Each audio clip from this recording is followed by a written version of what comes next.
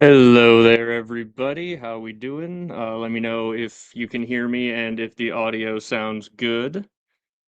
But yeah, let me know in the chat. What did we think of Dunk and Egg episode 1? Are you ready to dunk your eggs? Have you been dunking your eggs? How's that going for you?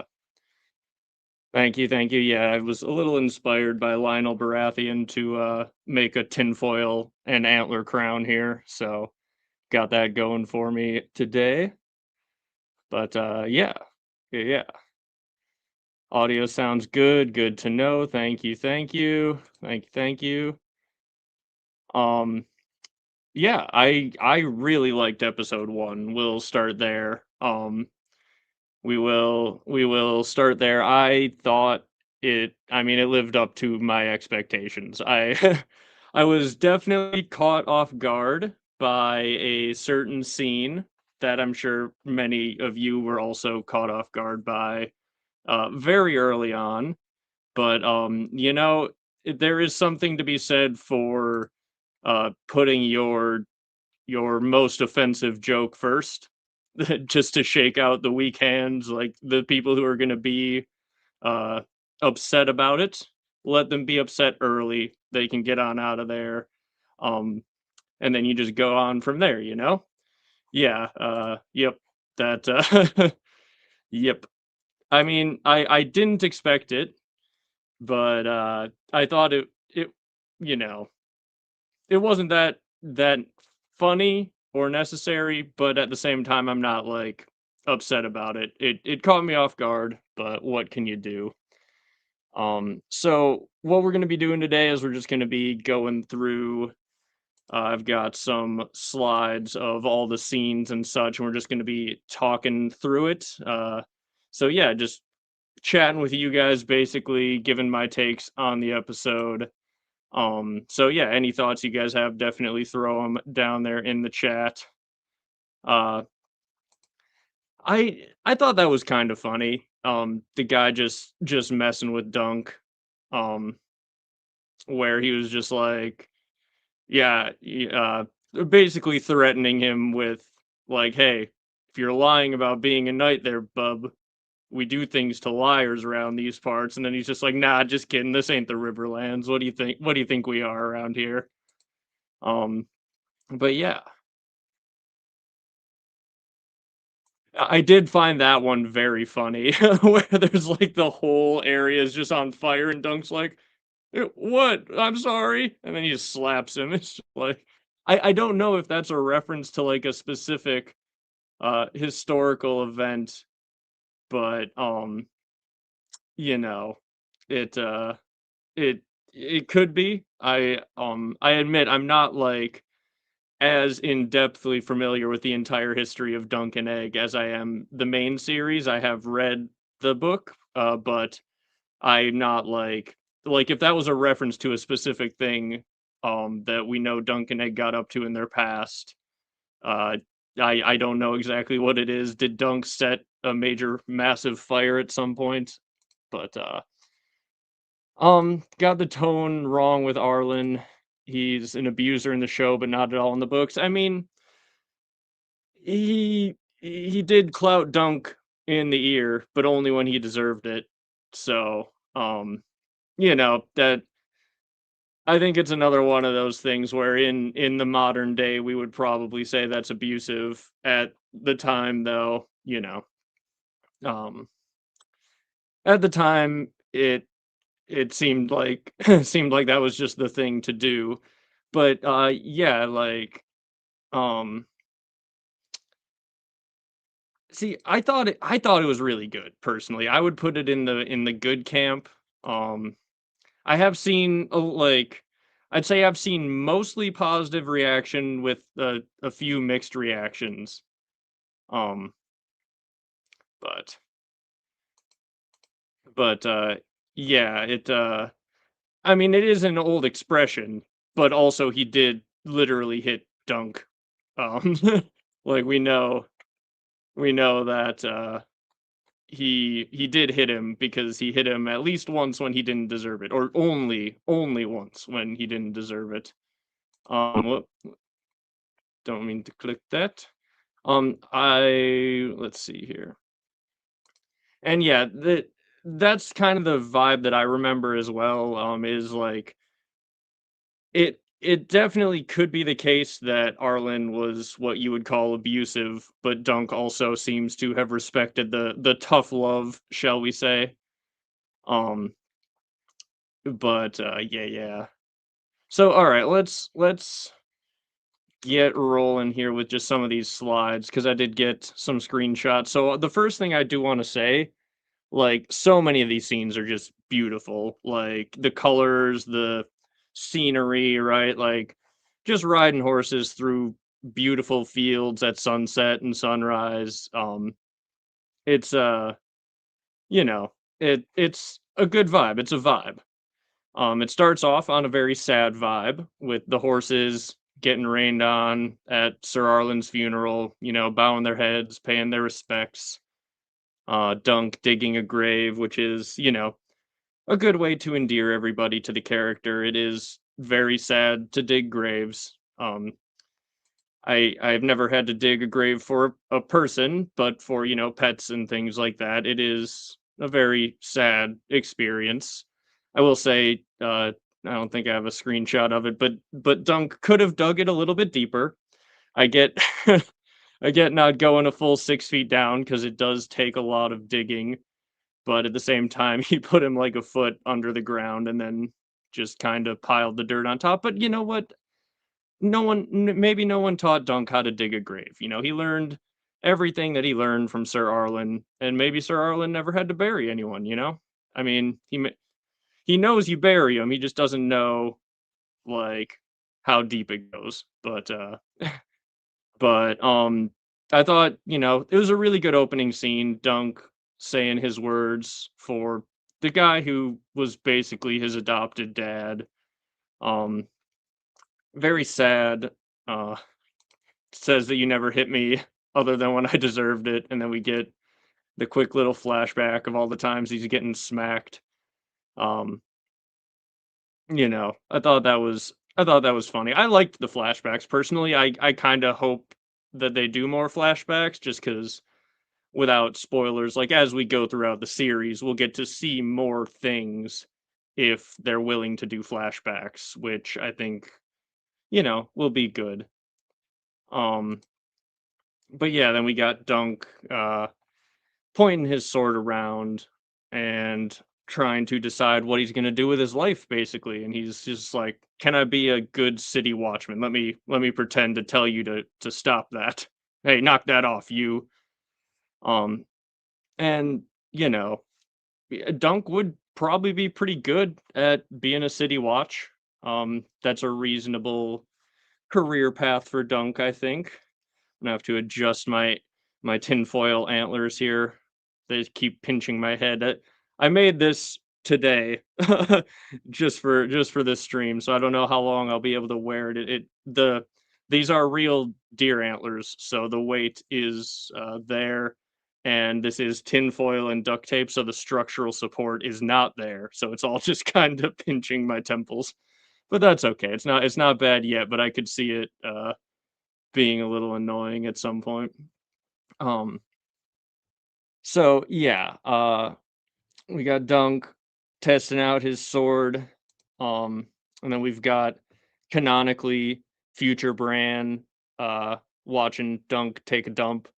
I I didn't screenshot the part that everyone's talking about, but I do believe that could be Bran checking in on uh Sir Duncan the Tall. He loves his stories. He loves going looking at history, and he wants to go take a look at Sir Duncan the Tall.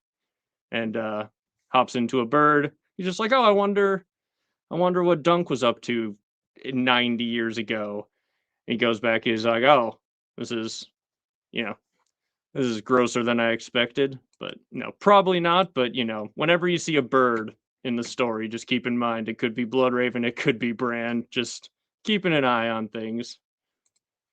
Um, but yeah, like just a beautiful, beautiful cinematic show so far in episode one, which hopefully they keep with that. Dunk rolling up to the inn, and he finds this little bald kid. Um, and Egg is just like, your name's Dunk? That's stupid.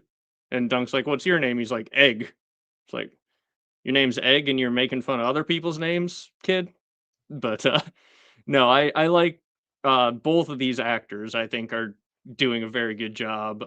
Peter Claffey and Dexter Soul Ansel. Definitely gonna be a good combo. Good casting. They seem to do well together. So I definitely like that. Um, and okay, so this the other thing that this show reminds me of so much is I don't know how many of you in chat or watching have played Mountain Blade, the game where basically you are like a hedge knight. And you can build like a little company of soldiers in medieval times. And one of the little events in Mountain Blade is anytime you go into a bar, there's a chance that some drunk guy is just gonna like point a knife at you and be like, "Hey, you!" and he starts fighting you. And so it's like, you go, you fight in tourneys, you go ride around on your horse, all the things that Dunk is up to. And yeah, that's kind of just what this reminds me of. You show up in a bar and some drunk guy's just like, "You, I got a problem with you." um, so yeah, so many Mountain Blade vibes throughout this whole thing. And this drunk guy has had a dream about Dunk and tells him to stay away. Then he goes upstairs, and yeah, then Dunk eats his food, goes back, he finds Egg playing knight on his horsey. Um, and so he doesn't describe the dream yet. I think we'll get to that later in the season. I think we find out a little more about that. Um, so yeah, we'll do like, I assume most of you have read the book, but I'm not going to go into major spoilers. I will say though, like, damn, if you watch that post episode like preview for the future episodes, they spoiled a lot. Like I was really surprised by how much they spoiled in terms of like what the plot is going to be. So if you don't want spoilers, we'll do like a spoiler warning maybe if we want to talk about spoilers in full detail later. But if you don't want spoilers, don't watch the stuff after the episode. Like, don't let it keep playing because they will definitely tell you a lot of what's going on. Um, but yeah, I thought this was very funny. He shows up and he finds Egg just chilling there, fully dressed in his armor, pretending to fight, riding his war horse. So that was cute. He calls him a thief, plops him down. It's like he's not a thief, but Dunk was definitely a little hard on Egg when they meet first. He calls him a thief, instantly just threatens to clout him in the ear. Like he's just like, I don't even know you, but I can beat you if I need to. And he plops him down, and Egg looks absolutely adorable in this giant oversized armor. And yeah, it's it's pretty cute. I like this scene a lot. They have a little bit of banter back and forth. And then Dunk takes off. He's just like, nope, I'm not staying here. Uh, gotta go. Got a tourney to get to at Ashford, and here's a penny. And he's just like, oh, don't look at me like that. You know you're gonna pick it up as soon as I leave. Um, so yeah, then he's off to Ashford for the tourney. Um, so I don't think like, I think the night scenes are dark, but it's because it's nighttime. There's the tents and such are not as colorful as they could be, but at the same time, I think like a lot of the scenes are really colorful and beautiful. Um, so I think, when it's daytime, it's pretty colorful and beautiful, and when it's nighttime, it's kind of dark, which is, you know, how nighttime works. So I think it's mostly fine. But yeah, I did notice like this scene specifically, it is dark, but you've only got one little lamp there. So, it worked for me. I think it was fine. And yeah, there are definitely ways to light night scenes, but at the same time, like there is that there's that line where it's like, where's the light coming from? Well, the same place the music's coming from, you know. I think I don't know if that was originally said about uh Helm's Deep, but I've heard it used in reference to Helm's Deep as compared to like, season 8, the Long Night episode where it was like actually too dark to see things most of the time. Like this, I thought it was dark, but you could still see everything that was going on, at least on the screen that I watched on. Um, but yeah, like I thought like these scenes were beautiful, right? Like he's riding at sunrise and he gets to see all the tents being set up and the jousting area being set up, and like this is all like again straight out of Mountain Blade. Like these are the type of arenas you fight your tournaments in and everything like that. Um so yeah, I thought this was cool. I thought it was pretty. Makes you feel like you're on the ground in Westeros at a tourney that's being set up, you know. It yeah, I definitely agree. Beautiful scenery.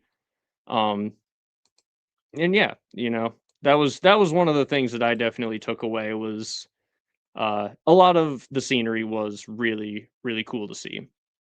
Um and yeah, we will definitely talk about the talking to the horses cuz that was adorable. This guy, very funny. I like this performance. He shows up and he's just like, "So you a knight?" He's just like, "Yeah, yeah, he knighted me right as he died. Look, here's his sword. It's got his penny in it." And the guy's like, "Eh, what am I supposed to do with that?" Like, he's just like, "Yes, that is a sword, but like, why are you showing me that as though it means something?" Like, he's showing him this penny as though it's like an ID, and the guy's just like, "That's a sword. I guess that has nothing to do with what you said and what I'm asking, but okay." Um, and then we get the flashback to I don't think it's spoilers to say that they're throwing doubt as to whether or not Dunk was actually knighted. I think that's pretty much text. Um, like, because he's just like, "You're not lying, are you?" He's like, "No, he wanted me to be a knight like he was." And then they cut to the flashback of him being like, "So I'm gonna be a knight like you, right?" And he spits and ignores it. He's just like not answering. Um, but yeah, so this guy, this guy eventually he gives him the old Ashford chair line that we talked about a little bit earlier on, where he's just like, "If you're lying, you're gonna die a horrible, torturous, painful death." And Dunks just starts to get a little nervous. He's just like, "I'm bullshitting you, man. What do you think this is? The Riverlands? No, no, no. We don't do that around here. We're fine." Um, so yeah, then he leaves. He goes and talks to these two girls who make fun of him, call him it, and tell him, "No, Manfred Dundarian is sleeping right now. You can't go see him. He's asleep." And yeah, making fun of him. He walks away, talking to his horse. And yeah, this is another really like good way that I think they established Dunk's character. Um, because I mean, look, if you don't talk to animals as though they fully understand every word you're saying and can talk back to you, I you're doing it wrong. I trust you less. Like we should we should all talk to animals. If animals can't understand you when you talk to them, it's because you're not talking to them enough. If you would talk to them more as though they were people, they would learn more words and then they could, respond better. They won't talk back, but like, my cats know lots of words because I talk to them, I tell them things. I'm like, "You wanna go outside?" And now they know what "go outside" means because they have heard that enough times. I tell them "fuck off," and they know what "fuck off" means because 'cause they've heard it enough times. They learn, animals understand things, you just have to teach them. So he's talking to his horses like a good person does, it's very endearing. And then we run into these 2, the Apple cousins. And uh, the big cousin, the knight, beating the shit out of his squire, and then comes over to Dunk and someone else, someone said it in the chat. This was also a very funny line, just showing how Dunk is just like faking it till he makes it and not doing the best job of it. He's just like, "Oh, is that a long sword you got?" And he's like, "It's mine by right."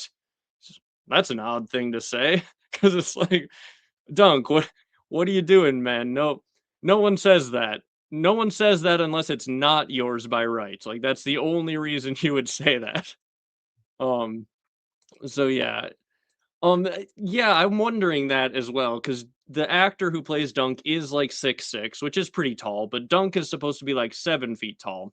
So I did kind of wonder, like, are they casting a bunch of people in this who are like sub 6 foot to make Dunk appear to be just giant? I know they did do a couple like little camera tricks and things like that. Um, like you noticed that. I noticed in this scene as well. If you go back and watch it, I didn't screenshot all of it, but the one little thing I'd noticed is the guy is holding his sword in his right hand, and then when they cut to behind him, it's in his left hand, and then they cut to in front of him, and it's in his right hand, and they cut back to behind him, and it's in his left hand. So you can tell they mixed together two takes there, and he was holding the sword in different hands. But not actually a big deal, but it is uh something that I noticed. Um, but yeah, no, and then they make apple puns, which is also very funny. Um, so yeah, they make and yeah, they can't just find 7 feet tall actors that easily. And I mean, I'm glad they cast the guy they did. Dunk is killing it. It's really good. Um, but yeah, no, they make a bunch of apple puns, which I find hilarious. Like imagine if that was your whole family thing. Like you all called each other apples and said shit like knock the seeds out of him. He's not ripe yet. He's rotten like an apple. Like that's just hilarious to imagine living in that world uh where like you got dragons, you got lions, you got dire wolves, and you're the apple guys and you make apple puns. That's it's pretty funny. um but yeah, yeah. Oh, and these guys definitely did get rich by buying Apple stock in like the early 90s and just buying and holding. That's why they make all their Apple jokes. Um, but yeah, just uh big fan of the Apple puns. So then we get to the puppet show with big old puppet. Um, and Dunk is, they do a good job here of making him look tall. I don't know if like they casted a bunch of shorter people or they have him standing on something like hidden behind them to give him another few inches or what, but like he does look tall there. They do um they do a couple good scenes where I'm gonna have to probably take this off soon, that the structural support is giving way and it's like digging into the side of my head. I fixed it for now. But they do a good job of making him look tall in crowds at least a few times during the scenes here. This one, and there's a scene in Lionel's tent a little later on where he's like up above the crowd. Um and Dunk likes a girl who can rhyme. He's a big fan of her rhyming and her presentation skills, and he's standing out above the crowd. So yeah, I thought that was a good scene. Excuse me. Um, one moment.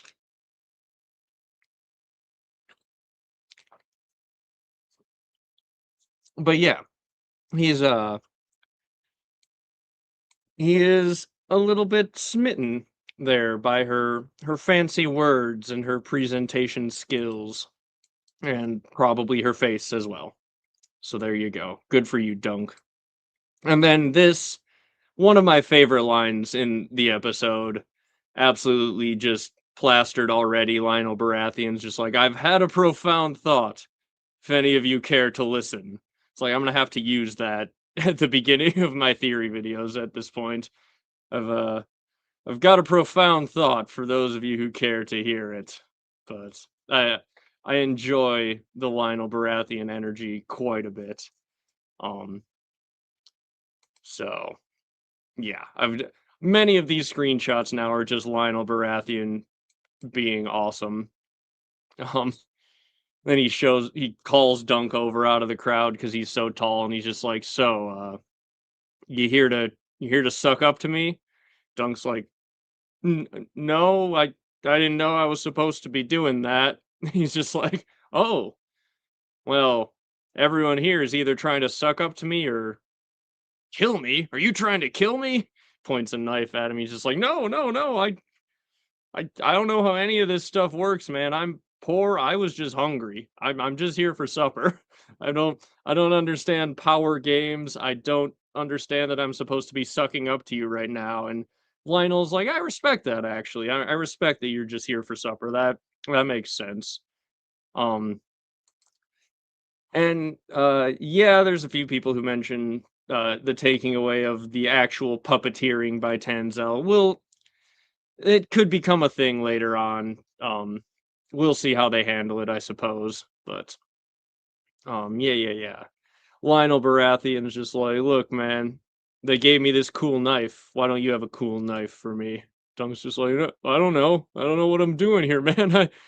I didn't even know that I was supposed to come here. Sir Raymond Fossaway, or not Sir, Squire Raymond Fossaway just brought me in here, gave me some wine, and then dipped, and, and now I have to mingle with like all these fancy people, and I don't know what I'm doing. So I thought that was pretty cool, pretty funny little like a funny bit by Sir Raymond to just be like, "Oh yeah, here's where the party's at. Here's a cup of wine. All right, I'm out of here. See ya."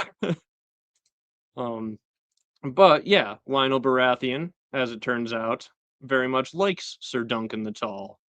They have a little dance off, and he stomps on Dunk's foot, and they try to stomp each other's feet for quite a while, and then Dunk stomps real hard on his foot, and he's just like, "Oh shoot, did I just screw this up? Like, I just stomped on the Stormlord's foot really hard. Is he about to like kill me over that? Like, am I gonna be executed for this?" And then he gives him that little wink, and then the dance is on, and they just start dancing away, and then they have drunk story time with Lionel Baratheon, where he's just like, and this is, I think, this is very accurate, right? Like powerful, rich, super drunk guy just telling some little like poor kid about like, this is how cool I am. Like you should hear the story about the time I was on my boat. Oh man, imagine how crazy it was to be there. But since he's the Storm Lord, he's just like, "Man, we were on our boat and we just sailed right into that storm, and I thought we were all gonna die at sea." And Dunk's like, "Are you scared?" He's just like, "In all men there are many men." It's like, what are you saying, man? It's like profound conversations, profound advice, but then at the end he's just like, "Then again, I am quite drunk." I thought that was like one of the best scenes in the entire thing. Um, but yeah. Um, but then yeah, Dunk and him have like a genuine heartfelt conversation where Dunk is like actually asking for advice. He's just like, "Dude, like you are so much better trained than me. You are powerful and rich and have had like the best masters, and I was taught to fight a little bit by Sir Arlen. What chance do I have in this? Like if I lose once, my entire life is over. Like literally one loss. If I lose my first joust, my first tilt, I lose everything. Like I can't afford to get my horse back, my armor, my weapons, all of it's gone. If I win the first one, I'll have some money. If I lose, my life is basically over. I am like broke as can be." And Sir Lionel's just like, that is a problem, man. That sucks." He's just like, "So what chance do I have?" He's like, "Oh, you got no chance." He's like, "Well, what do I do?" He's just like, "I don't know, man. I'm really drunk. Can I have my hat back?" And then he hops over the table. He walks away, and I love this scene where he catches his antler on the antler chandelier and he apologizes to it. I found that like that was one of the funnier moments to me. Like I don't know that just hit me just right where they have like this serious conversation and then he just grabs the hat, pops over the table, apologizes to a chandelier and he is gone. Um but yeah, uh and yeah, I'm glad that George is happy with the show. I'm happy with the show. And I can see why George is happy with the show. And I hope that this is a show that will keep George happy. I have a video I put out like a week ago at this point when the news first broke that George has outlined like the next 10 to 12 stories that he has yet to write about these characters. And the potential of this show going like 10 plus seasons would be awesome. Like that would be super cool. They're doing I mean, we've only seen one episode. So, don't want to get too ahead of myself, but like everything I've heard about season 1 and everything we've seen so far from season 1 makes me think they're doing a really good job with this. And as I talked about in that video, like this show is probably the only shot that we actually have of seeing George's vision for Dunk and Egg all the way up through their entire lives. And I really hope they go for it. I hope that they I hope the show does well enough that HBO wants to be like, yes, actually we do want to make Dunk and Egg all the way through their entire lives into a show because like as a Song of Ice and Fire fans, I can't imagine like besides the actual series being finished, right? Um like there's not many things higher up on the list of things that I would want uh in like the world of A Song of Ice and Fire than to see the Dunk and Egg story that George had in mind for the next 10 to 12 stories that he has, right? Um that would be very cool if we were able to get that. Um so yeah, and then Dunk goes outside and he finds Sir Manfred Dondarrion and he thank you. He says um hey bud, Sir Arlen, he took a wound in your father's service when we were fighting in the mountains of Dorne. And just like, dude, I don't remember that. And he's just like, what? How could you not remember the wound he took? And he's just jump cut to him just screaming with a conveniently placed speech bubble, which makes me able to show this on YouTube without risking getting demonetized. But yeah, he screams ah. Like the Sir Arlen flashbacks, I liked them all. I thought they were pretty funny, but this one was probably my favorite where he's just like he took a wound and then they just cut to a freaking stick just sticking out of his gut and they're just yanking out.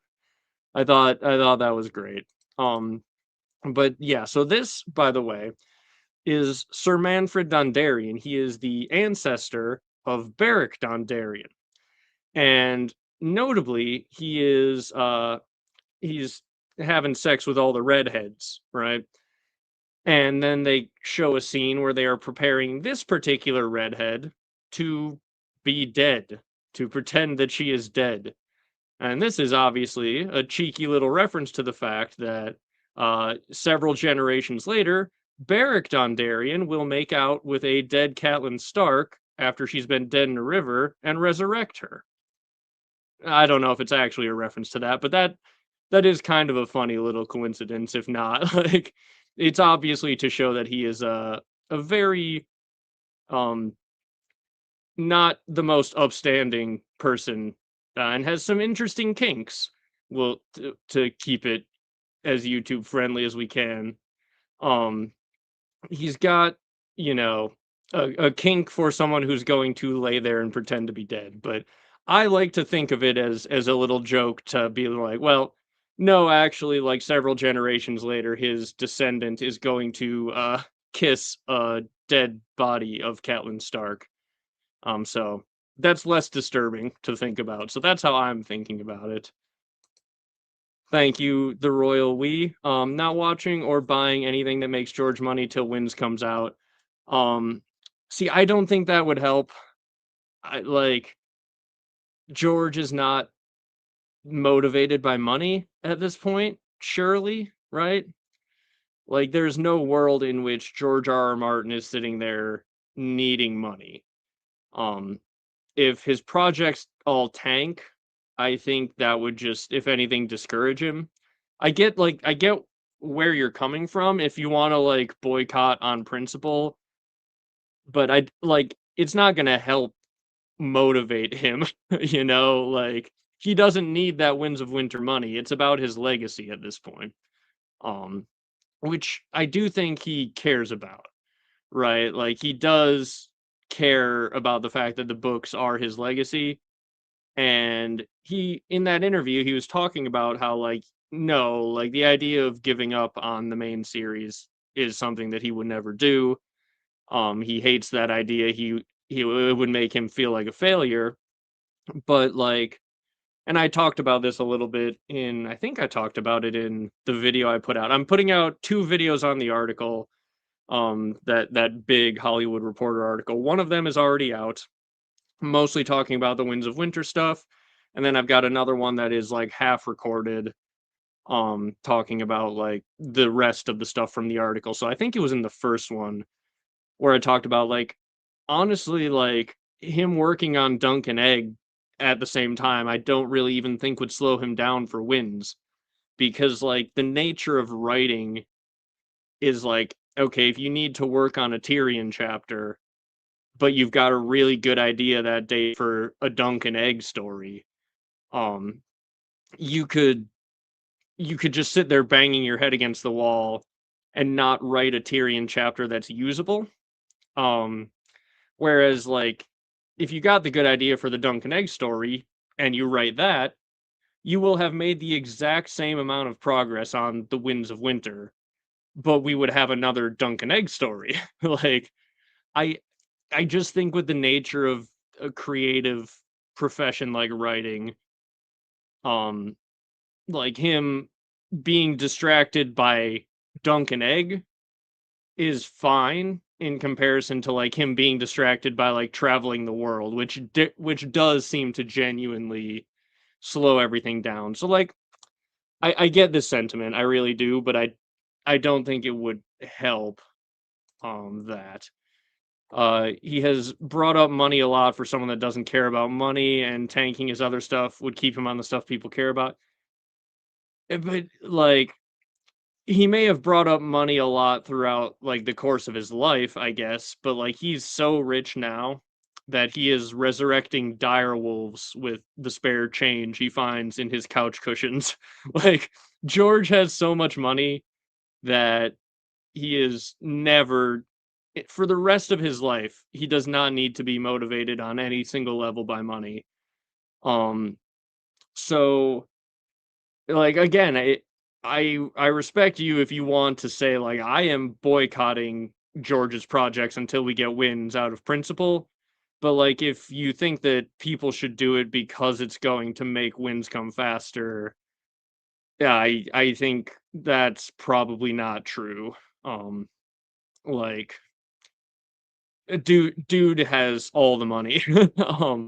So yeah, yeah. But you know, like yeah, I it's up to you if you don't want to watch or do any like look at any of his stuff, but you are missing out on a pretty cool show. Um, so yeah. And yeah, yeah, like that. So this is the thing, George.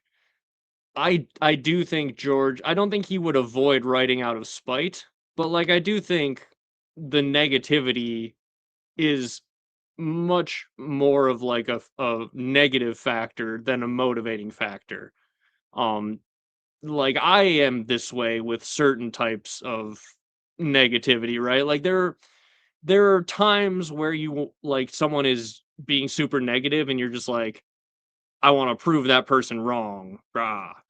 And there are other times where someone's like being super negative where it's just like I'm just gonna ignore you now. Like, I'm not, like, I'm not going to prove myself to you because I don't really like I don't respect you and you're being a negative weirdo. I'm not gonna like go out of my way to to try and like I don't know. I've had people who I think like like just thinking back on like old football coaches type shit, right? Like some of them would just be like negative weirdos about things, and it's like you're not motivating anyone. You're just being negative in a way that is unproductive for anyone.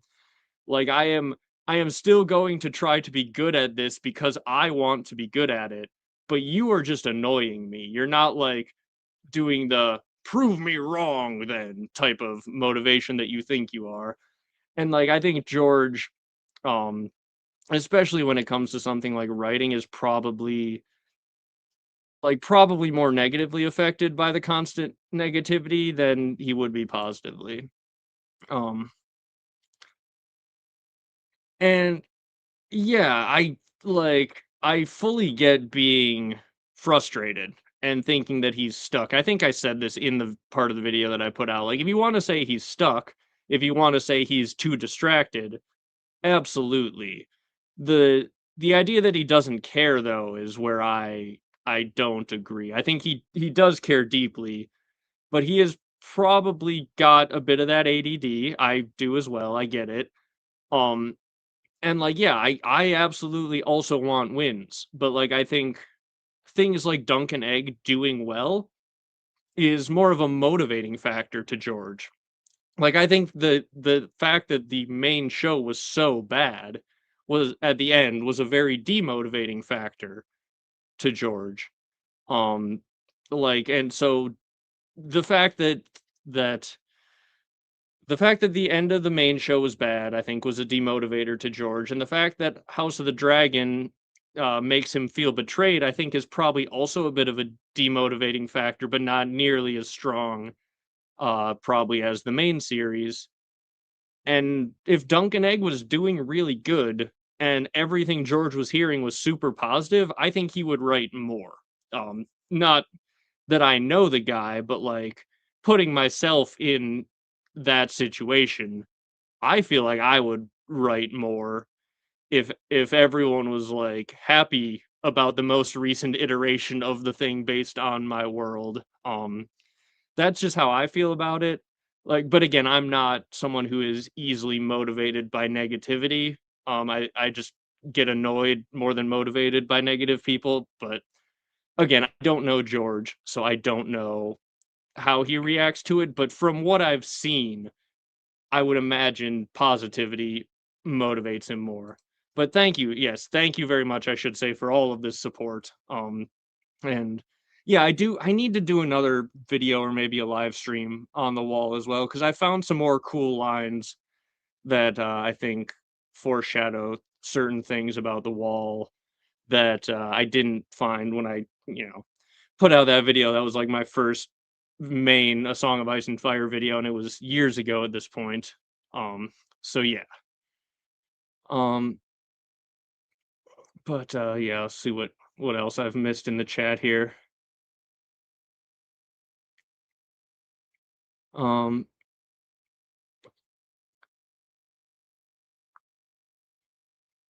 but yeah, no, thank you guys for all being here as well. Um, yeah, like I don't know. I think I personally, ever since I was little, right? Like, like you'd have teachers who would try to motivate you with negativity, and it would just make me not do my homework. Like that's probably a more apt example than like the football coaches thing, right? But like if I had a teacher who was just super negative about something, I would just be like, okay, well, I don't care about this anymore. You're making me not care about this. This assignment's not getting done. I'm sorry. And like it, and then like, like, and maybe like this is the American in me, obviously, but well, not maybe not obviously. I don't know if other other people are like this, but like I've always joked that like in America, we are pretty much descended from people who were so annoyed by the world that they were living in that they're like, I am going to sail across the world to a place I've never seen before just so that you can't tell me what to do anymore. And then like so when people try to tell you what to do, especially if they try to be super negative about it just makes me not want to do it, right? Like that's how I react to negativity and people trying to like control you and that sort of stuff. And like I assume that is a fairly human tendency across the board, but then again I've met people who are the exact opposite. Like there are people who crave that structure of like I just want to be told what to do. I want to go do it so that I feel like I'm doing the thing that I should be doing. And I don't know which side of that George falls on, but I would if I had to bet, I would bet he's on the side that's not the most motivated by negativity. Yes, George is one of the free folk, I would think. Um, but yeah, um, but yeah, we don't. None of us actually know George well enough to say, but yeah. Um, let's yeah, no, yeah, this is a good way to describe it. Like I I get more annoyed by negative authority figures or like people trying to be authority figures than motivated by them. Um, but okay, let's get back to the dunk and the egg of it all. So yeah, just to summarize, like the last few slides I've got here, Dunk comes back to the campfire and finds that Egg is actually like the most useful possible squire. He has built a fire, caught some fish, cleaned all of Dunk's dirty clothes, and hung them up. And Dunk is like, "What the hell? How did you even find me?" He's like, "I rode in an apple cart or a lamb cart. I rode in a lamb cart." Um, and so he he's just so obviously useful that Dunk is like, "All right, you know what? You can squire for me for the tourney. Like, that's fine, I guess, because you seem to know more about how to handle yourself than I do at this point, and you're, like, 8 years old.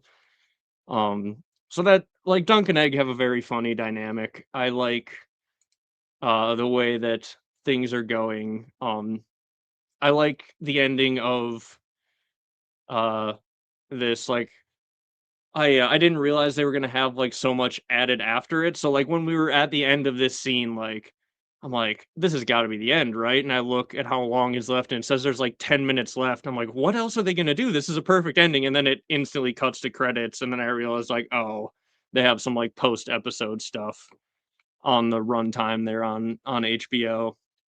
So yeah, like, I thought this was, like, the perfect ending for the episode.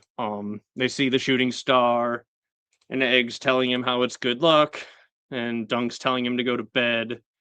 And then when Egg pretends to go to bed, Dunk is like, "So that means the luck is ours alone, then, right?" And Egg just smiles. Like, very good ending, very good dynamic, as I said. So yeah, it's it's good. It's really good. Um, yeah, like I said, all the flashbacks, pretty funny. Lionel Baratheon, one of my favorite characters of any of the shows at this point. Hope we get to see a lot of Lionel Baratheon. Um, Going back here, the puppet show is it's cool that it's a really big puppet show telling the story of Serwyn of the Mirror Shield, um, which is another one of the famous stories of the world here of A Song of Ice and Fire. Dragon Slayer who sort of like the Medusa thing where you hold the shield up as a mirror.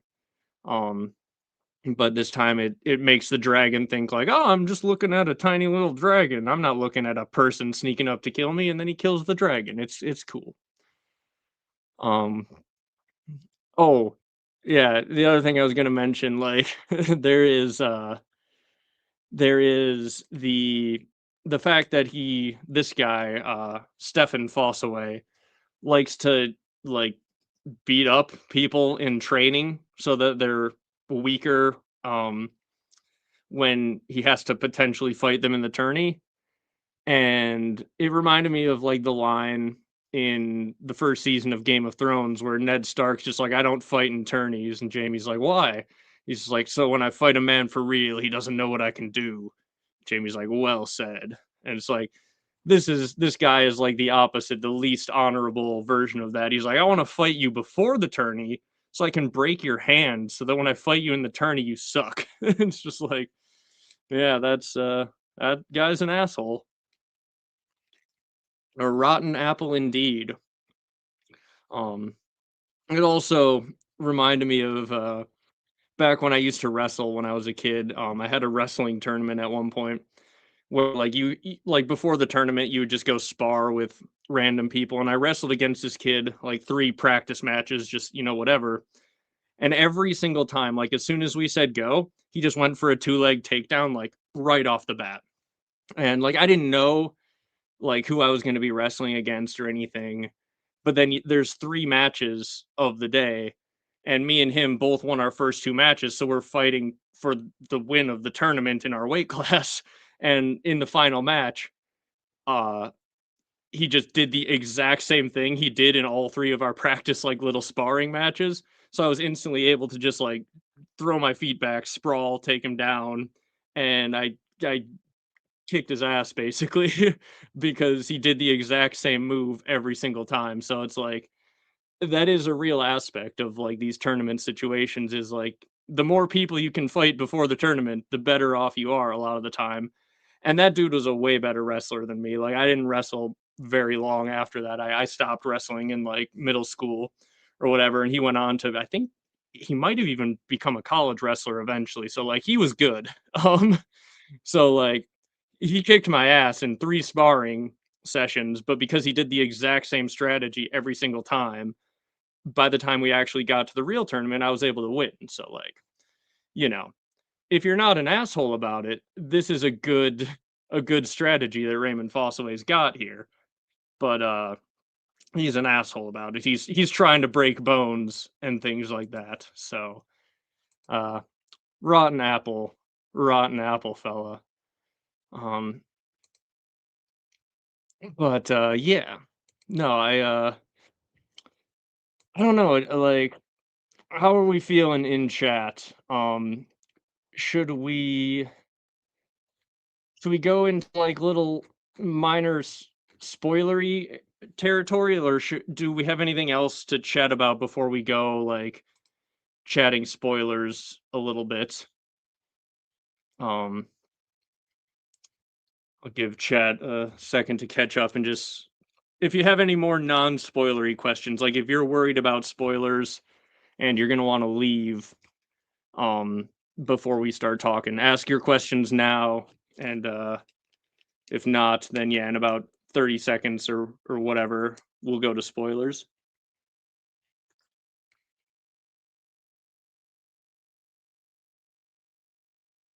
All right, so everyone's saying in chat we're ready for spoilers.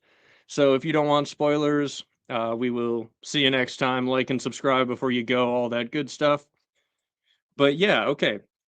So let's get into spoilers. The thing that people were asking about, um, will it affect things? Spoilers again. We're here now. Will it affect things that they have changed the puppet show? And I mean, this is a legit question, right? Like, the reason that Tenzel gets her fingers broken in the later on in the story is because she's like using her fingers for puppets. So it is going to be like a little out of pocket to to break the fingers of the person who's just talking, right? Like she's just the one presenting and doing the talking. Why you breaking her fingers? But, I mean, uh, Arian is not someone who requires logic behind what he does anyway, right? Like I could see I could see it working. Um and I assume they'll make it work fine, but like yeah, it's it's taking away one of her skills, but like it's taking away the skill with her fingers that um is the reason she got her hand broke. And okay, so I would have thought maybe they would change it up a little bit as well, but okay, so remember how I said like don't watch the after the episode thing if you want to not be spoiled cuz like I was shocked by how much they showed. I'm pretty sure they showed a scene where Arian's grabbing her fingers and bending them back. Like maybe cuz I didn't watch the whole like post episode thing. I watched a chunk of it. Um but it's like it looks like he does still go for her fingers. So I am curious as to how they're gonna do that, but like he could still just do that anyway, or she could maybe do her finger puppeteering later. There is still the possibility that this is just the first puppet show that we're gonna see, and maybe they're gonna have another show where she's controlling more puppets with her fingers as well. Like it is possible that they could do that. Um I've not read the Duncan Egg books nor seen the episode yet. Is the bald kid an airbender? Yes, he flies away at the end of the season. He grabs a little stick, pops out his glider, and he takes off. Um, but no, like I love how much Egg does look like Aang. Like he looks more like Aang than the kid in Netflix's Avatar does in season 2 cuz he's like a full-on adult by now cuz they didn't fucking just film the seasons back to back. They waited like 2 years. And so the kid Aang in season 1 is like the appropriate age. He's like 12. And then in season 2 he looks like he's like 17. I mean, seems like a good looking dude from what I can tell. Like nice big square jawed Aang, but he's not like the little goofy 12-year-old. So it is what it is though. Like you can make it work. Like it doesn't have to be that level of canon, which brings me to another point as well. Like obviously the Duncan Egg stories carry everyone through their lives. Like they carry these characters through their lives. But like I personally wouldn't be that upset if like we're sitting there and Egg is like a couple years older by season 6 than he would be in the canonical story, right? Like you could make it work with, and I hope they keep just filming back to back because that's what they're doing with seasons 2 and 3, I believe. Like they're already filming season 2, and I think the plan is to just go back to back with all of the filming, at least all the filming that they've been renewed for so far. So like as long as they keep that up, like I wouldn't be upset if like Egg is supposed to canonically be like 12 in, the She-Wolves of Winterfell or whatever it ends up being, right? And he's like 16. That could work. That could be fine, right? Um but yeah, I just hope that they keep filming and they keep trying to tell this story further even if the characters' ages don't line up exactly right.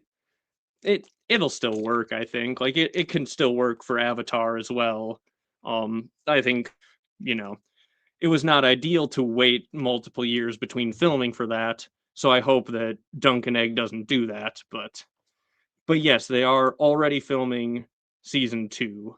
Um so yeah, like uh, everything about how HBO is handling this series so far, I like. They saw season 1. They were like, okay, we like this. We're going to renew season 2 and 3, and we're going to just start filming them both right away. Um, so yeah, like it, seems like they're handling it the exact way that you would want them to. Um, and yeah, I think it should run through Summerhall. Like that is what I want out of this series. That's like the thing that I think the fandom wants. Is yeah, I mean, they might eventually have to get a new Dunk or a new Egg actor if they're going to be way older. Like, if there has to be like a decades long jump. Um, Maybe you dye Peter Claffey's hair gray. I don't know. Um, but or you make Dunk a little younger at Summer Hall. I don't know. Like, I'd be fine with if these actors carried us through like 8 seasons, and then for the final like 6 seasons or however many, there is, they had to have different actors. It wouldn't be ideal, but might be the nature of adapting this particular story.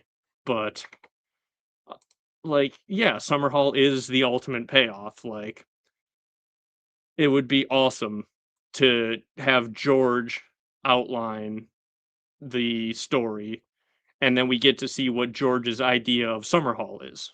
Um, and yes, it is easier to age up these people, I think, with makeup and all of that, than it would be to go the other way. So, like, hopefully we can just keep these actors the whole way through. It'd be awesome if,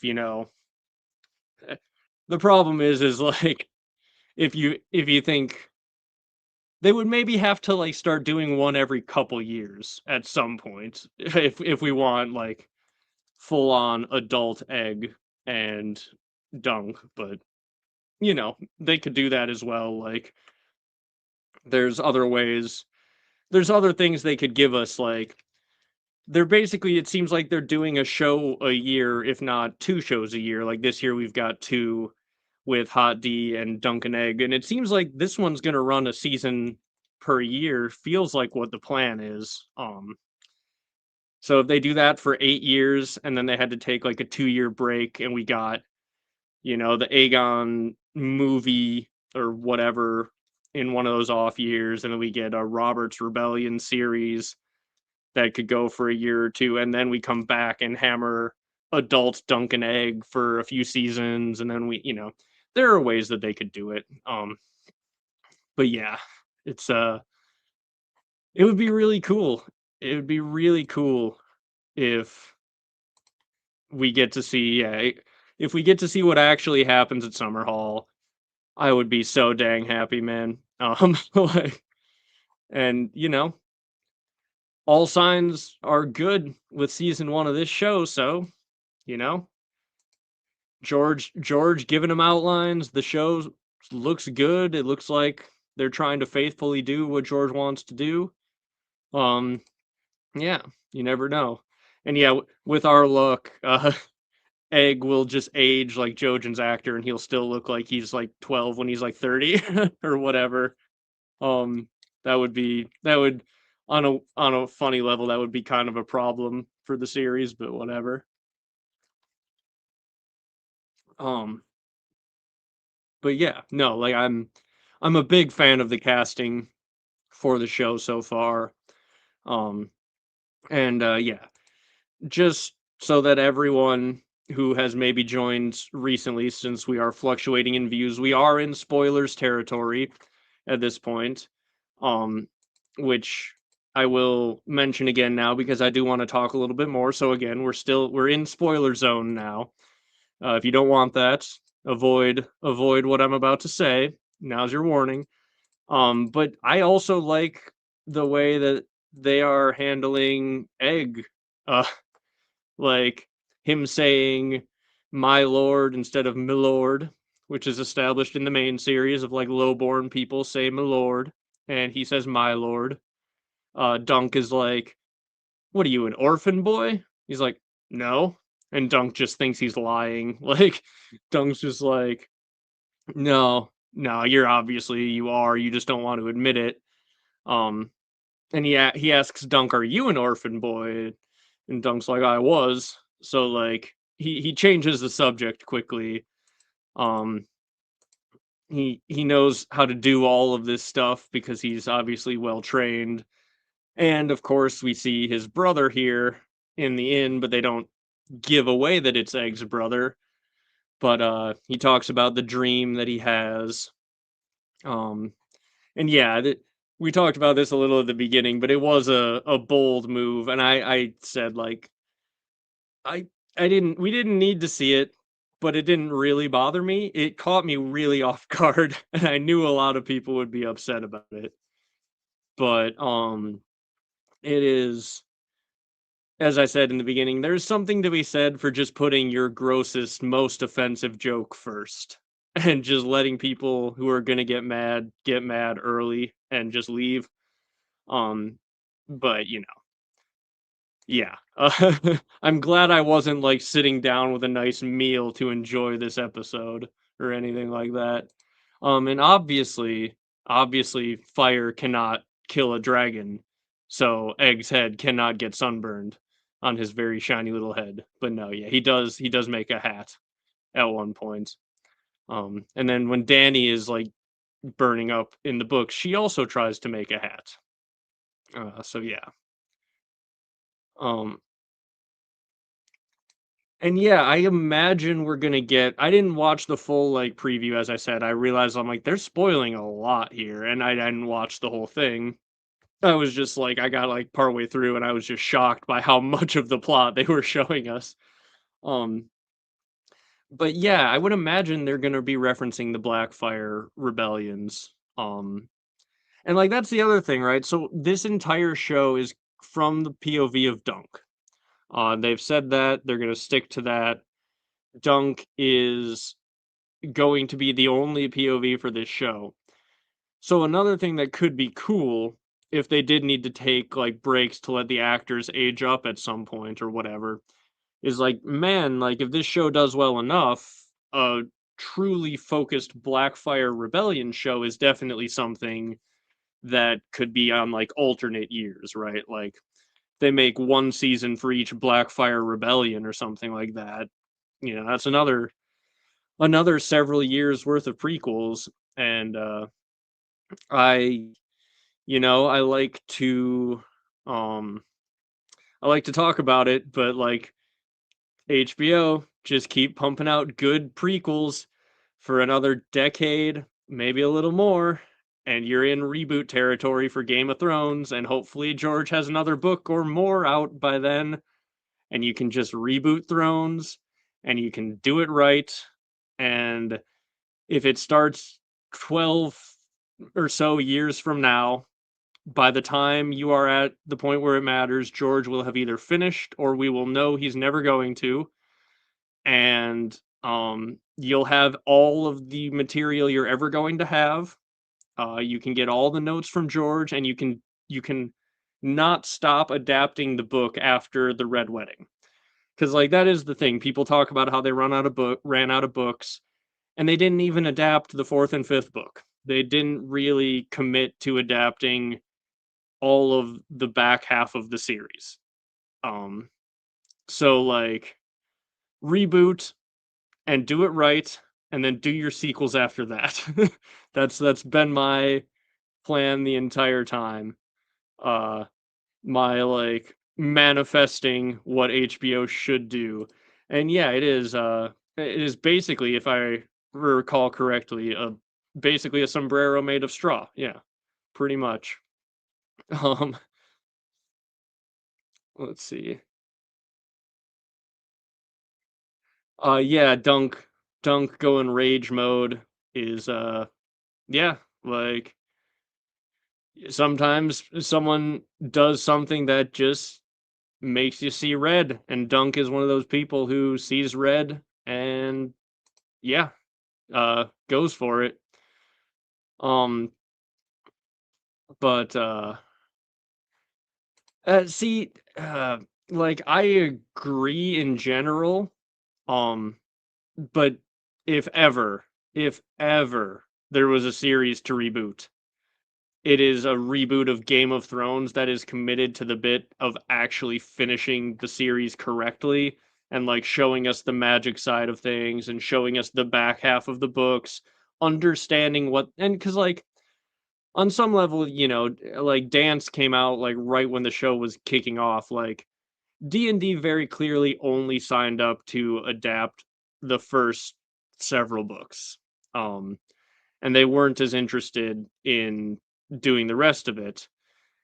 And so, like, if you knew what you were getting into from the beginning and you committed to like 12 seasons of Game of Thrones and like you knew like okay guys like we're eventually going to have like the Sand Snakes cast. We're going to have Euron cast and like another book was out, maybe two more books are out in 12 years from now or hopefully Winds is out and Dream is close, right? And you can talk to George and get all of the like details and commit to doing it. There's never been a show that is more perfect for a reboot than a Game of Thrones where they commit to sticking the landing. Because it's not like it failed fully because the story got bad. It's that they abandoned the story, right? Like it was I think most people agree D&D were just kind of done with it. Um and so like yeah, I don't know. It if ever there was a thing that I want rebooted, it's Game of Thrones, but not until Winds is out and not unless they were going to commit to the bit fully. Um, yeah, no, I was back to this scene again. I was also shocked that they went there. Um, but like, yeah, and uh, they were showing Dunk's ass so much, the badunkadunk, if you will. I was also convinced. I'm like, by the time that they showed the pooping scene, and then when he was bathing in the river, I'm just like, they're about to just cut to the next like thing, and his dong is also just gonna be just there, right? Like that. I was just like, there's no way that they're showing his ass this much, and we're not gonna get like full frontal dunk. But they didn't. I was a little surprised, but I was definitely prepared for that. Um, and yes, I would appreciate it if we could popularize Badunkadunk uh for all the ass scenes of Dunk, but that's just me. That might just be something that I find funny. Um but yeah, let's see. Yes, this was like that was a joke that hit me just perfectly as well. Um like it just it's perfect. Him drunkenly apologizing to the chandelier it was perfect. Like the perfect way to end that scene.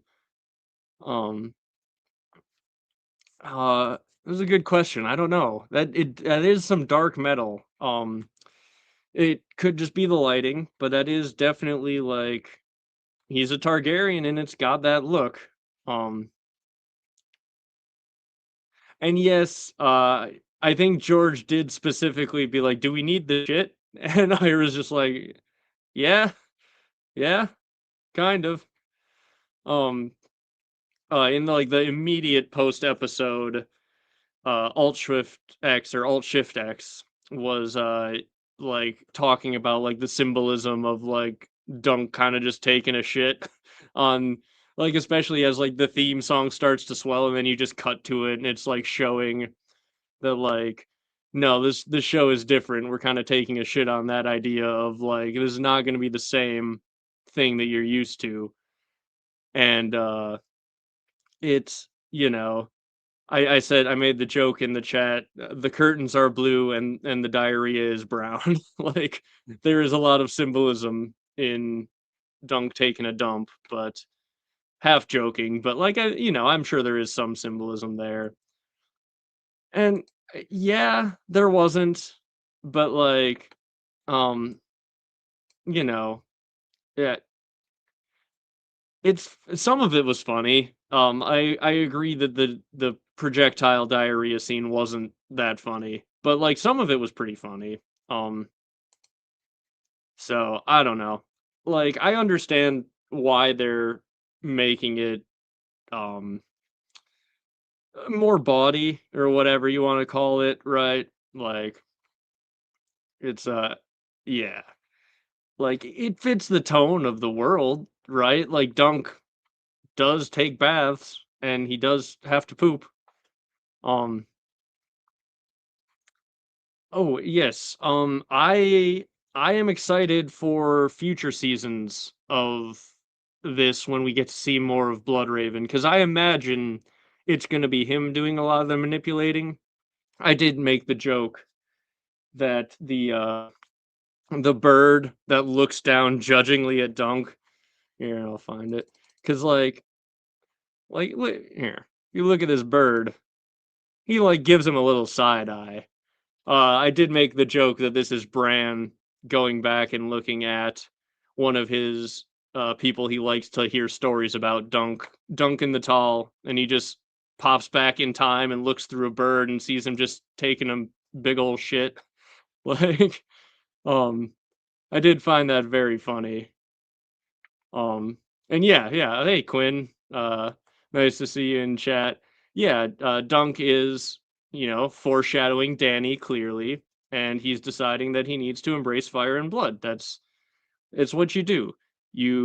It's what you do in this world. You poop your guts out, and then you go invade Westeros. And Dunk has pooped his guts out, and he's now ready to go and, fulfill his destiny. And yeah. It is either it is Bloodraven or it is future Bran just side-eyeing Dunk as he starts off on his journey, which back to the super chat, I'm sure will be definitely manipulated by Bloodraven or future Bran for sure. Like this is Bloodraven's, like, this is his zone. This is where he's doing his manipulations. Like, I hope we get to see a lot of it. I bet they'll keep it more to the side because of what they said, that Dunk is going to be the only POV for this series, which means we're never going to have like a scene from Bloodraven's POV that shows his behind the scenes manipulation. Um, but I hope they do hint at it. It's just he's too fun of a character not to like show us a little bit more of, I would think. Um, and yeah. I Yeah, and again, for those of you who've just popped in, we are in the spoiler zone just because people keep popping in and out, in and out. Um. Oh, and yes, Melisandre cameo. I tend to think, this is my headcanon on Melisandre, I tend to think she wasn't messing around Westeros too much until she came with Stannis. Um, that's where my head is at with Mel, is I think she was off in a shy at this point in the history. Um, I think because I think Melisandre's actress said she is like 400 years old is what they told her. And so that would put her as in like so old that she would have definitely been around. Um, so it's possible that she could be here, but I don't know that I have like any line that proves this, but I thought she said something like where she came for Stannis, and I kind of have always gotten the vibe that she was not chilling in Westeros until Stannis got here. Um, so that's where I'm at with that. Um, but yeah, this is probably not one that we're gonna recommend to the kids. But that's, fine. I do get, like, if you really wanted to. But like I was in like fourth grade when I first watched Lord of the Rings, but that doesn't have like the poop humor, it just has violence. But like SpongeBob has poop humor, right? So like the poop thing, uh, I think kids can handle that. The Ashford chair and the hookers, like that that might be a little bit much for the kids for sure. Um, so let's see. Um, I saw a chat. It's uh, Dunk that stunk. That is good. Where was the? So someone. Oh yeah, here. Uh, will we get Maynard Plum as Bloodraven reveal. I would imagine they're going to handle it similarly to the books, where it's very heavily hinted at. Um, but like we don't know what happens in future stories, right? So like there's a chance that Bloodraven's glamoring ability gets like full on revealed later. It's been a long time since I read that story, but I recall it like, and the problem is as well as I knew that Bloodraven was glamoring as a guy named Maynard Plum before I had read any of the Duncan eggs, so like it's coming, but I don't think they do ever fully reveal it. Um in the stories we have so far, if I'm remembering correctly. So um yeah, the sex workers were just chilling. One of them was briefly uncovered, um, which again for kids, probably not the thing you would recommend for kids, but again, also, I don't know, I saw the Titanic when I was fairly young, and uh, they were being drawn like French girls. So, then again, though, like, just because I saw eh, the Titanic and Lord of the Rings when I was in like grade school doesn't mean you want to recommend a Song of Ice and Fire shows to people with kids and have their kids watch it. That you know, yeah, no, like it was a blink and you miss it. But Dunk is like, whoa, Dunk's like, oh my god, her boobs were out, and because Dunk is supposed to be canonically like 18, 19, and not like experienced with girls at all. So he was kind of like, oh, hello. um, but yeah. Um, oh yeah, yeah, yeah. Again, spoilers time. But we are in that section. Yeah, there is also upcoming stuff that is probably not, you know, not the thing that you want the kids watching. Um, you know, wait till they're teenagers and then they can watch and handle most of this. I also, just to complain for a moment about annoying authority figures, which is something we touched on earlier on. I watched Lord of the Rings in like fourth grade, and then at one point we had an art project where we were supposed to just like draw a scene or whatever. And I drew a castle scene, um, and it had like a big fireplace, a mantle, and like just castle-y stuff. And there was like a sword on the wall. And I got freaking called into the principal's office because the principal saw this scene that I drew in like horrible drawing, like colored pencil, like fourth grade. I was not a good drawer, but there was a sword on the wall on like a plaque, like it was hung up like a Skyrim like display case sword. And she felt the need to call me in, act as though like I had just brought like a weapon to school and call my parents and tell them how much of a problem this is, that I have drawn a badly drawn sword in the background of my castle on my fourth grade art project. And my mom tried to be like serious with me. She's like, that's bad to draw a weapon on your art project. I'm like, Mom, you just showed me the Lord of the Rings trilogy 2 weeks ago. Like, it's a sword. Like, it's not someone using a sword. It's not a sword killing someone. It's just on the wall. I'm not like, you can try to yell at me over this, but I'm not taking any of it to heart. Like that was my attitude towards authority uh when I was that age. So I was like, look, if you're gonna be an authority figure and you're gonna discipline me, if you don't have a good reason, I will just ignore you. I won't care. Like that was how I always handled things like that. So like eventually my parents kind of realized they couldn't yell at me unless they had a really good reason. um but yes, hello to everyone rolling in here. Uh it is good to see you guys. It's good to be chatting Dunk and Egg. And yeah, so that's the other thing. I went to a freaking Catholic school and I at one point got a detention for saying the word hell. And I didn't get it. We they say that word in religion class all the time. And I got a detention because I said hell, not like even in a bad way. Like, I used it as, like, I didn't say heck. I was supposed to say heck at the age of, 10 or whatever.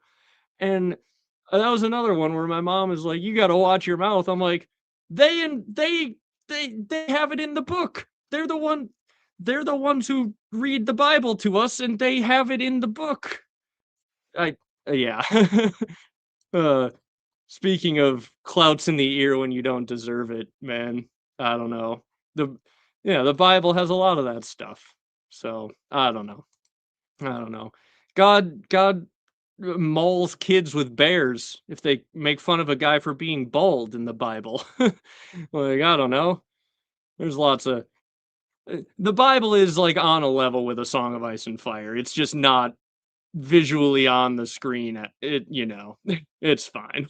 It's certainly on a level with Dunk and Egg. Maybe the main series of books is a little bit more graphic about how it handles certain things, but Bible goes hard sometimes.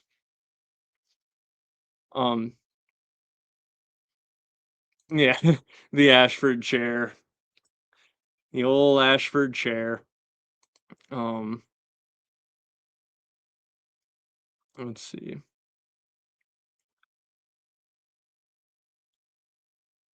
Um, yeah, yeah. Let's see. Is there anything else we really need to talk about from episode one? Oh yeah, there was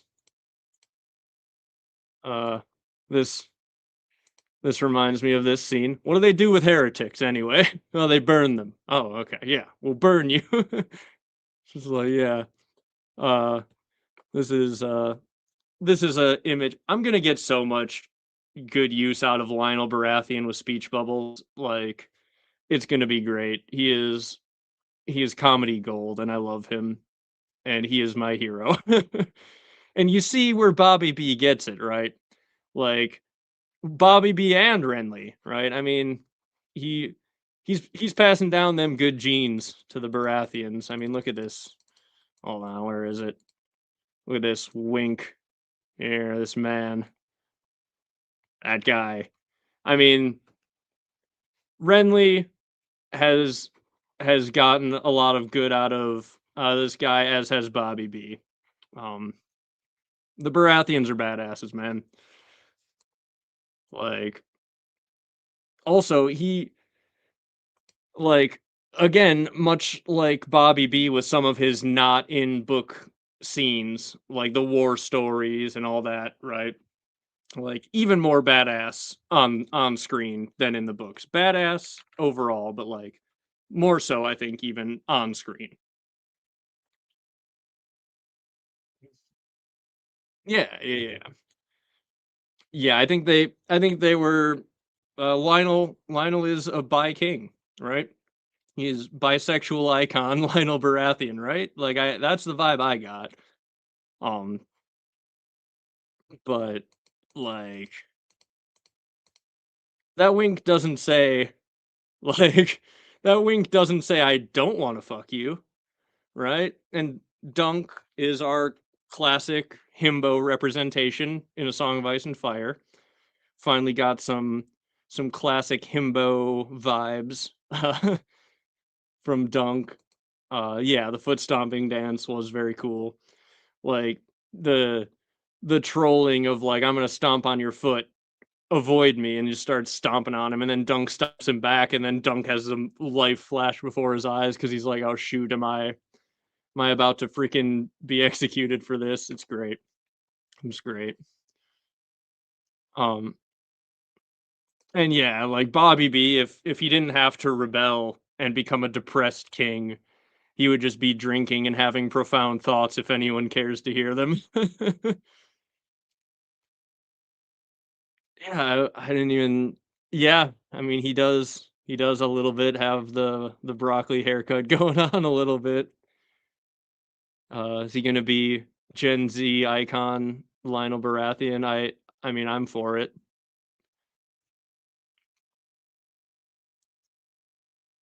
Yeah, yeah. That is a good joke. He's Pan based on these images.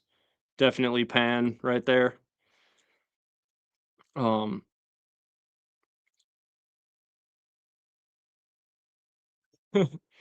um, and yeah, George, like, if when like he said, what he said in the interview doesn't strike me as like a negative thing, right? Like sometimes you're in the mood to work on one thing, sometimes you're in the mood to work on the other. Work on the thing that you are like actively inspired about that day, right? Um, like I would obviously prefer Winds of Winter to be done, but like he talks so much about how like he writes chapters and then he just has to rewrite them anyway because they're not any good. So if you're gonna write a chapter that's not any good and you're really inspired to write Dunk and Egg, you know, pump out some Dunk and Egg. I don't care. Like whatever gets George writing again and happy and feeling fulfilled and productive, I feel like is only a good thing. Like if he finished a couple more Dunkin' eggs, uh, he might be in a much more productive mood and might not be like so second guessing himself with all of his chapters when it comes to wins, right? Um, there's definitely an aspect of that where you get like the imposter syndrome. I imagine, I don't know George again, obviously, but like I imagine he does on some level have a bit of imposter syndrome when this story that he was writing became the biggest fantasy story of his generation.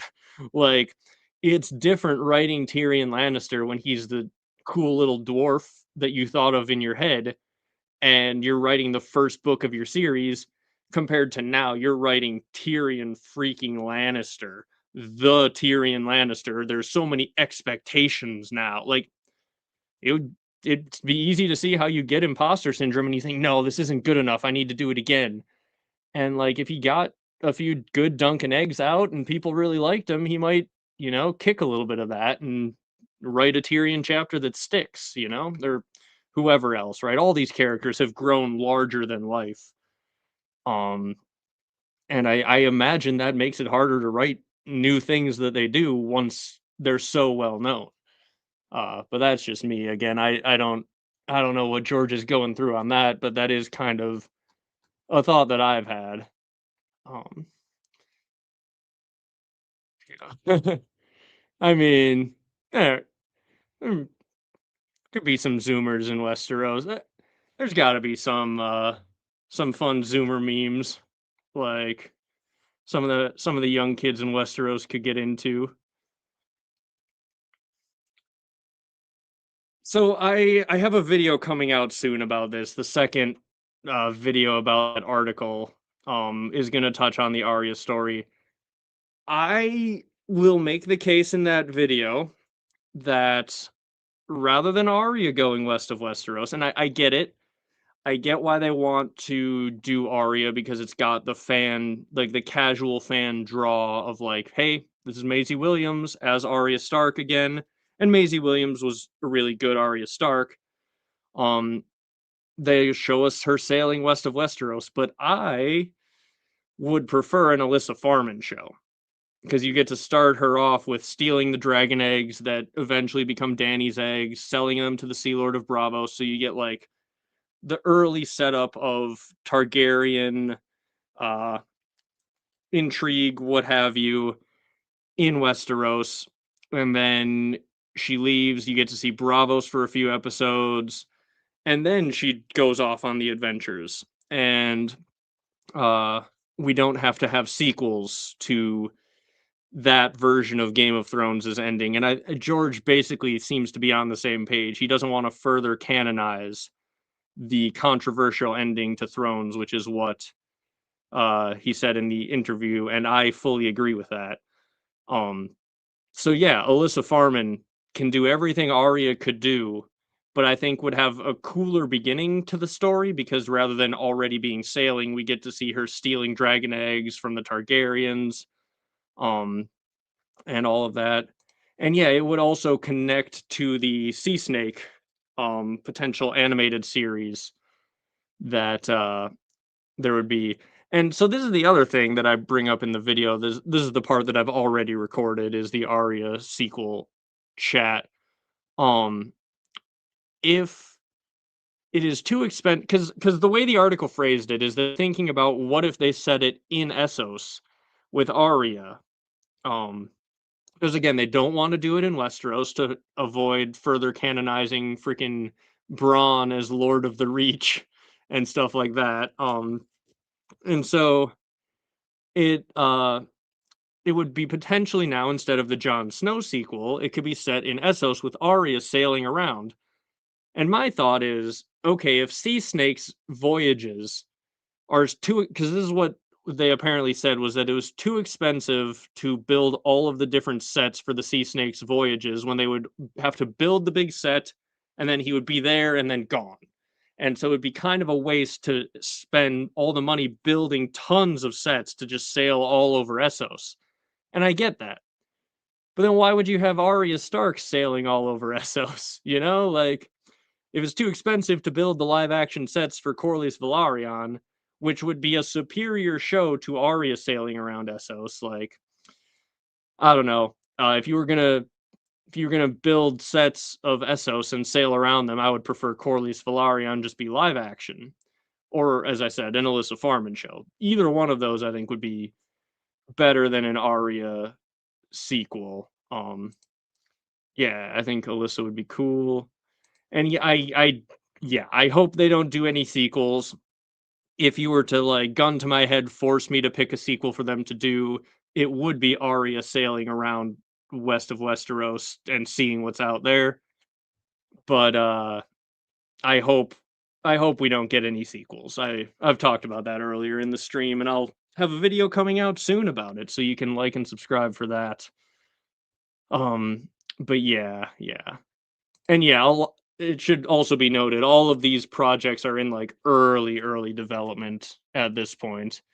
Um, so like the chances of them actually being a thing are probably not that high.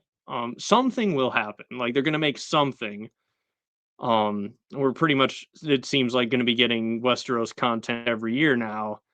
Um, but I don't know what it will be. Like we don't I'm not confident that there's ever gonna be an Arya Stark sequel.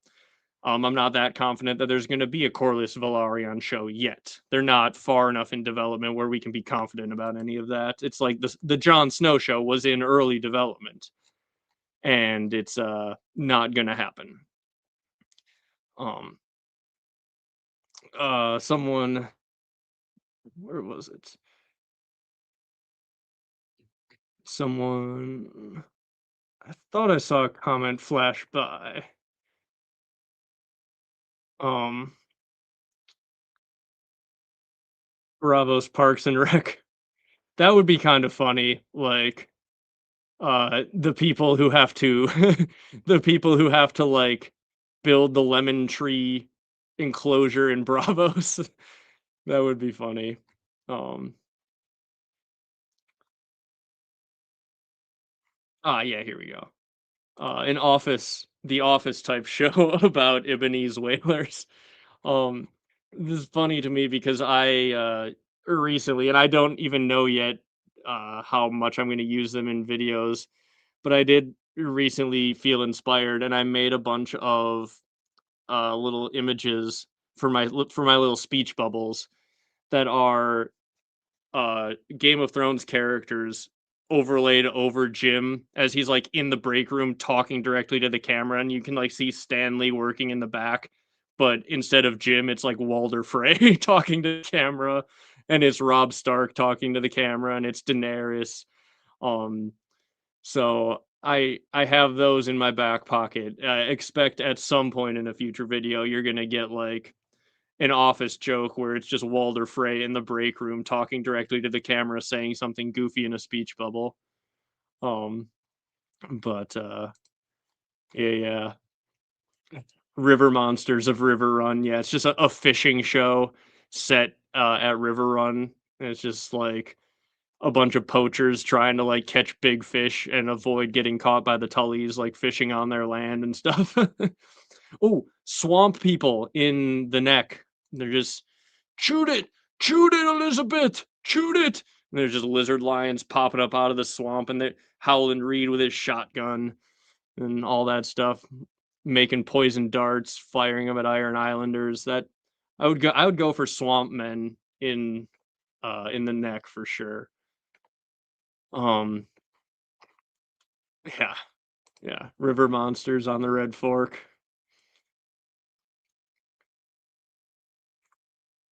Yeah, there's so George has said like he has enough material of Arya and Bravos to write like a whole novel, but um I don't know. Like, man, I'm just saying if they do a reboot and they commit to doing all of it, we could one day get like a better version of Arya and Bravos.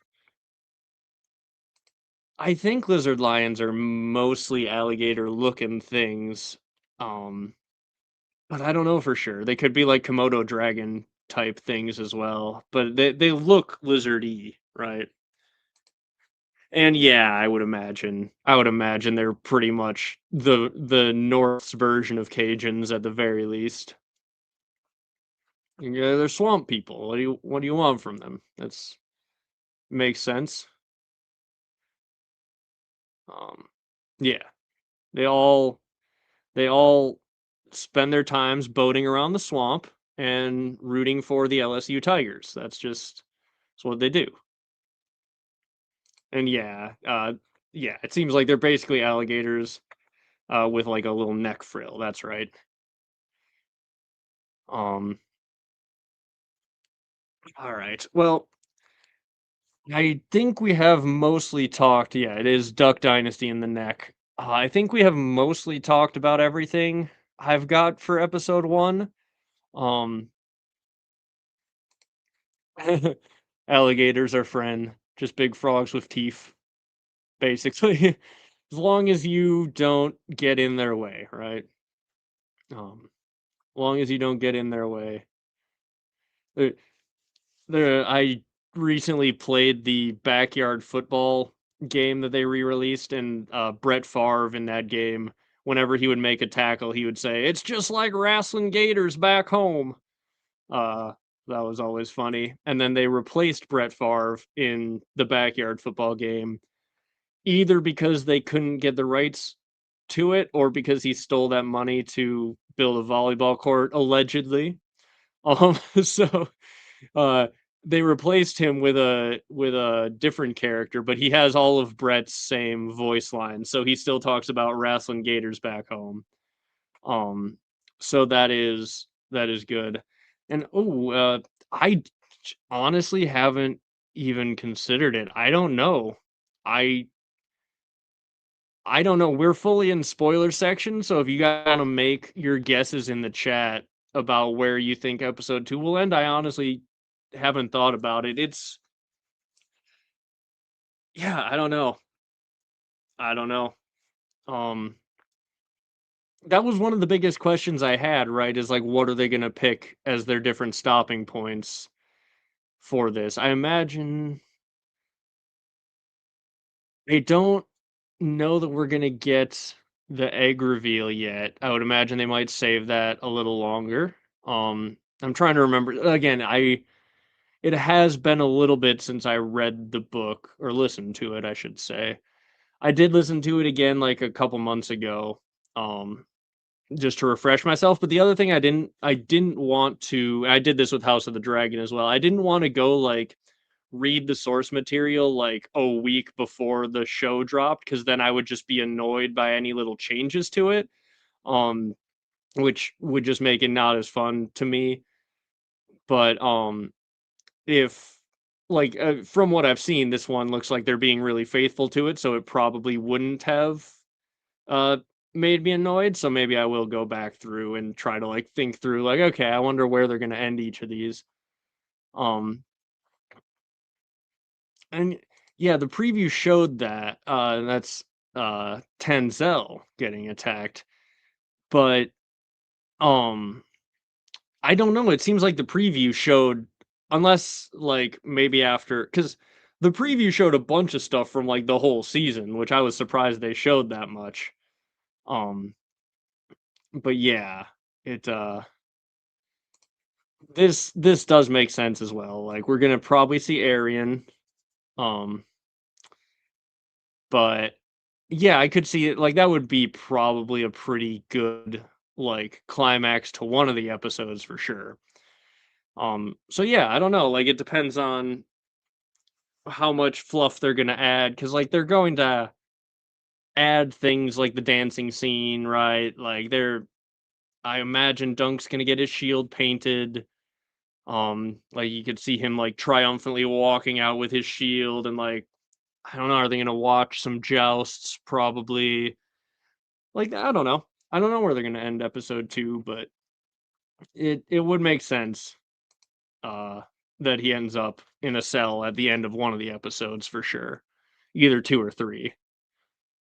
Um yeah, just projectile pooping all over at the end of the next episode for sure. Um yeah. And getting some stretchy powers. All right. Well, I think that's roughly enough talk about episode 1. Thank you all very much for joining me. Um and look forward to doing this weekly. We're going to have some live streams potentially with some guests on future episodes. For chatting some of these things through. I threw this one together very last minute. Um, but I am gonna make this a weekly thing, either the day after or, a couple days after potentially. So, yeah. Thank you guys for tuning in. Make sure to like and subscribe. I have some videos in the works. And as I said, we'll be doing this weekly, chatting Dunk, usually the day after. So, thank you guys, and I'll be back with something else before too long. See ya.